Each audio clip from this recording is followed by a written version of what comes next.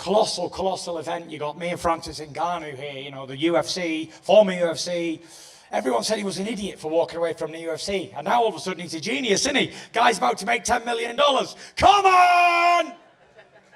Egg in their face. Francis is going to make that bag rich, okay? Riyadh season.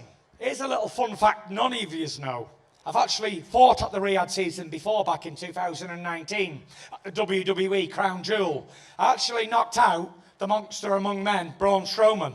And I'll knock out another big dosser here and him in another one 3 or 4 years later. So. And in our conversation, one thing that I precisely request from Mike Tyson was whenever I fight Tyson Fury, would he be in my corner? And at that time, everybody was looking at me as a fool to even thinking of fighting Tyson Fury. And today, it's happening. So from the moment that he get announced officially that I'm fighting Tyson Fury in Riyadh on the opening on Riyadh season, I hit up Mike Tyson. I'm like, bro, that thing become true. Like, this is it. And he's something magical, right? I grew up just know Mike Tyson as a face of boxing. And then I get to the point that my first boxing match, the guy in my corner, the guy that, I mean, I was in the gym with him training and was having those same sensation. Like, is this real, right? This Mike Tyson, right? And he was talking like, go, again. And I'm like, this is Mike Tyson on my corner for my first boxing match. This is real.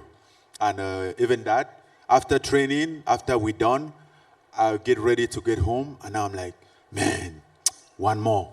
This is real. Just live the dream. Tyson, I want to get your thoughts on that, because you have literally been named after this man, and now he'll be in the opposite corner trying to get this guy to knock you out. What a surreal thing to happen. So before Tyson say anything, I want to mention, like, if it wasn't me, if it was Tyson fighting against somebody else, I think Mike Tyson would be on the side, but on his corner.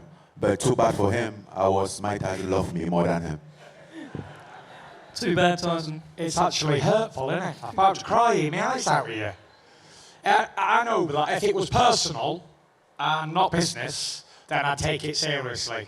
But this is strictly business. You know, Mike Tyson's doing a job for Francis. He's now a boxing trainer. Fair play to him. It's surreal for me to be.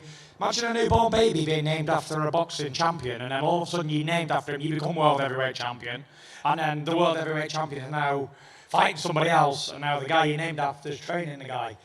He thinks he's in a dream. Fucking hell, I'm definitely in a dream. Do you know what I mean? I'm named after the guy, now I'm in the opposite corner to him. 50 years later, 30 years later. It's crazy, you know.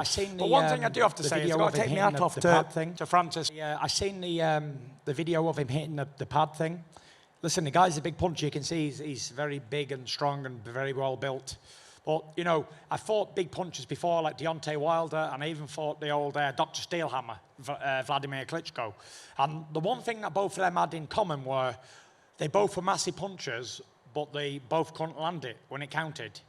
And it's okay being a big, strong puncher in a target that don't move, but it's pretty difficult hitting this hand full power when it's moving like that. So you can't hit what you can't see. And, you know, I'm not the best at what I do because I'm easy to hit.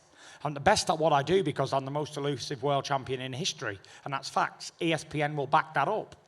So, yeah, if he can land it on me, he's definitely got good aim and he's been training. So, you know, it's I don't think he can. I don't think anyone can land it on me. That's a fact. And if they do, I'll just get back up. Because I get knocked down, but I get up again. You're never going to keep me down. And that's what it is. So, yeah, can't wait. All right, Francis, let me... We're going to find out on October 28th how good you move. You know how good I move. I'm like the Matrix in there, yeah, baby. I know.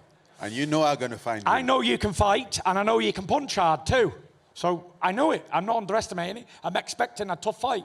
If it's anything less than a 10-round war, 12 rounds, however many rounds it is, I'll be disappointed. I'm expecting a war, and if it's not a war, I'm going to be disappointed. You get it.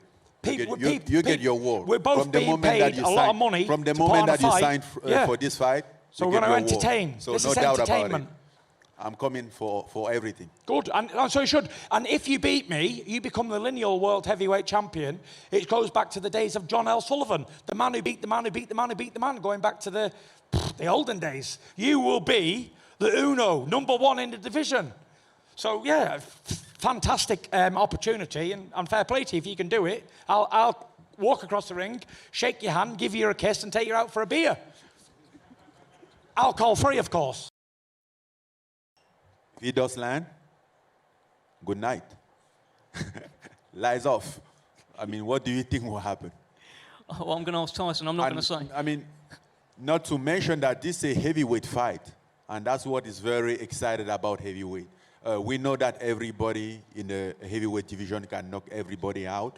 You don't need to have a tremendous power. I'm not walking there just like, oh, Tyson Fury can knock me out. No, bro. I'm not going there to put my shin. I'm going there to fight, hit and not get hit.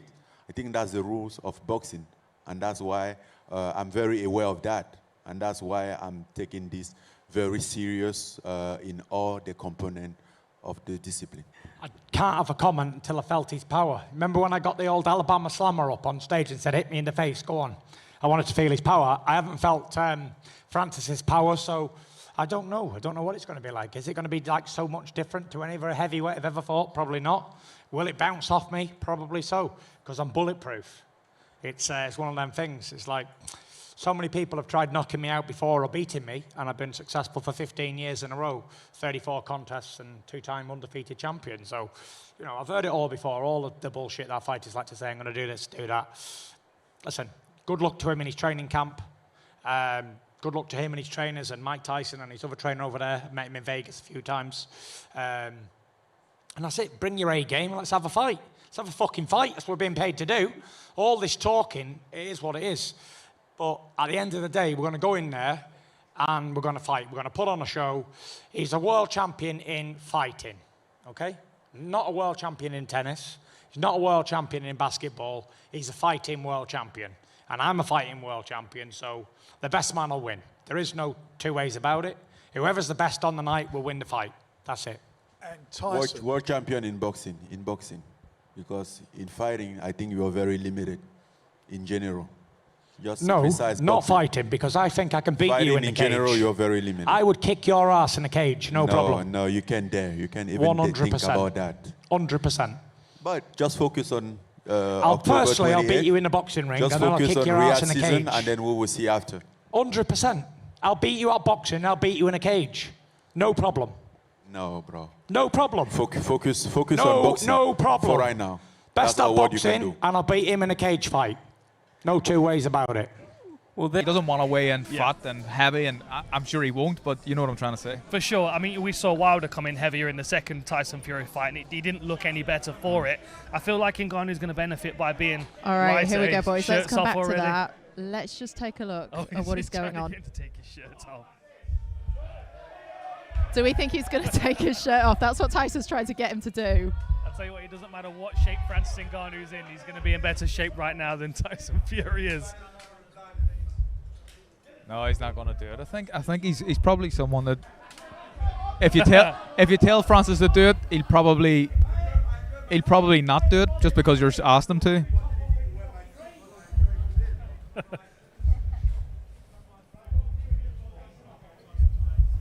Right, I want to see these two match up height-wise, because see, Ngannou's fought big guys at heavyweight, but he's not fought someone that the likes of Tyson Fury, someone that moves like he does.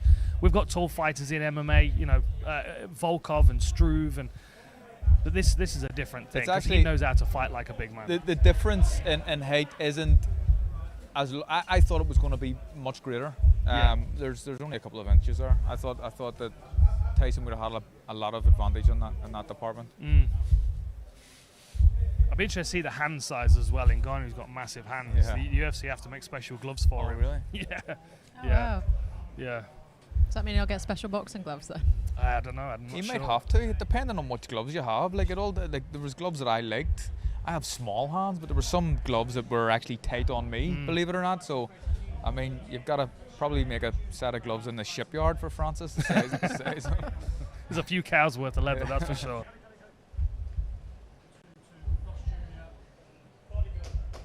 I mean, the physique of Tyson as well, though.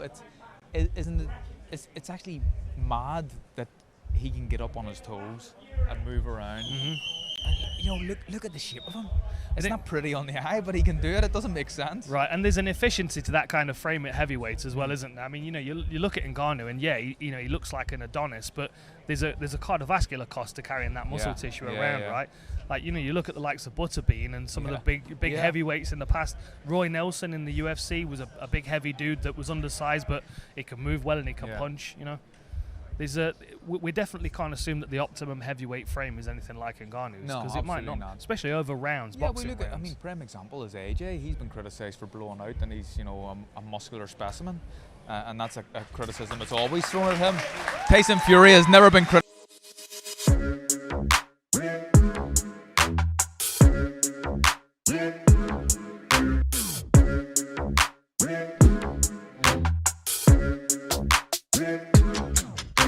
I'm fucking coming for you!